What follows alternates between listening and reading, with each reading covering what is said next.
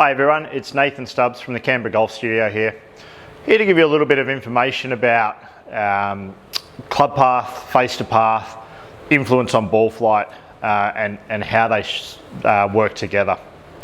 So probably the most common thing that I see, and someone comes in for a lesson with me, is my club path is out to in. I'm hitting big cuts. So you can see on the screen here we've got a nice big fade or a big cut there that I've hit with a 7-iron.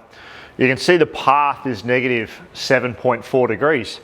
So the blue line is obviously indicating well and truly across, and then you can see the red line again on the bottom of this image here, that we've got the face pointing well to the right. In fact, it's 9.5 degrees open to the path of the club.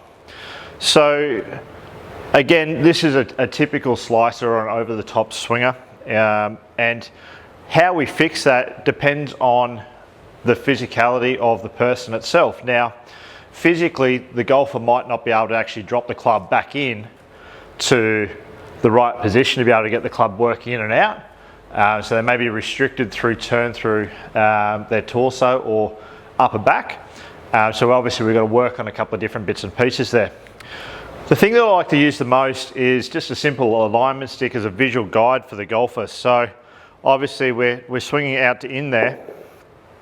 So I'd like to put an alignment stick slightly pushing in to out, so you can see that on the ground it's pointing in a slight in to out direction. I think it's also important to understand that the club face has the most influence on why a ball starts in a certain direction. So you can see this shot here, it started pretty straight but then obviously curved. So the reason why it started straight, it was within a couple of degrees of the actual target line itself.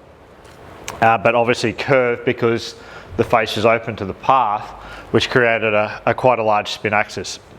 So for someone like this, as I said, the first thing we'll do is we'll stick an alignment stick down pointing in a slight in to out direction, and try to get them to feel like the club is actually working a little bit more along that line. So we're not trying to get them to drop the club into a certain position at all, or working super technically. I'm just simply trying to get them to work the club a little harder and have a little bit more thought process of actually bringing the club in to out. Okay, so if we do that,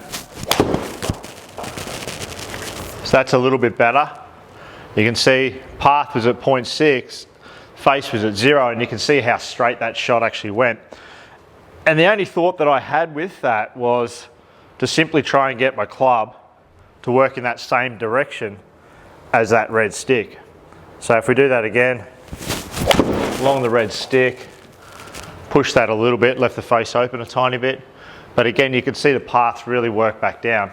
Okay, so if you're having a few issues and are getting that club a little bit across, or you are seeing that high cut shot, try that little exercise there.